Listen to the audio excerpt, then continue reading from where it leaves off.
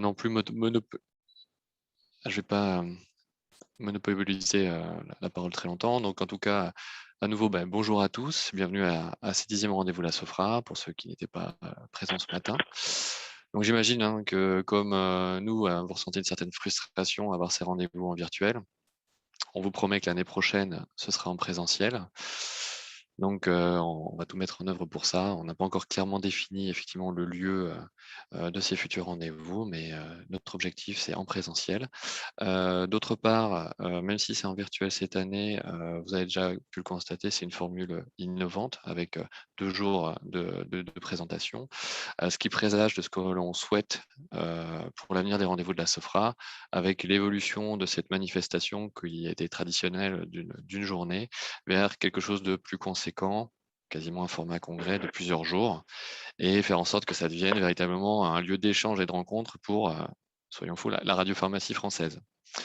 Donc le programme, on vous l'a diffusé, donc le programme est de qualité bien sûr, et comme vous avez pu le constater, il fait la part belle à vos travaux, qu'il s'agisse des groupes de travail et ou bien des thématiques. Donc les publications et les présentations sont nombreuses.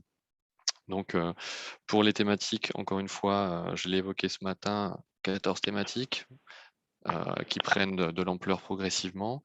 Nombreux radiopharmaciens impliqués, donc c'est une vraie victoire.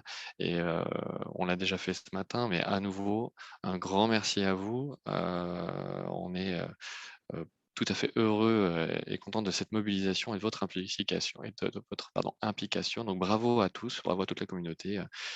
C'est vraiment une très belle chose qui est en train de se mettre en place. Donc bravo. Ça conduit également à une vraie diffusion de l'information. Pour nous, c'est un lien extraordinaire entre radiopharmaciens et ça, c'est une mission essentielle de la Sofra. Donc, c'est vraiment une très bonne chose que les choses évoluent favorablement et dans ce sens-là. Je vais pas monopoliser la parole extrêmement longtemps. En tout cas, je vais vous souhaiter de bons rendez-vous de la Sofra et dans l'attente de la connexion d'une part du modérateur qui sera donc pour la prochaine session Charlotte Fontan. On laissera dans un premier temps la parole au début d'après-midi à Daniel Vogt, donc notre collègue d'Amsterdam, qui va nous faire bénéficier de son expérience sur le zirconium 89. Et ça, c'est tout à fait intéressant puisque ça fait partie aussi des perspectives, on l'espère à court terme, sur le territoire, dans une plus grande ampleur qu'à l'heure actuelle. Et encore merci à tous. Merci à tous pour votre implication, et aussi bien dans la Société savante que dans la vie de la radiopharmacie sur le territoire.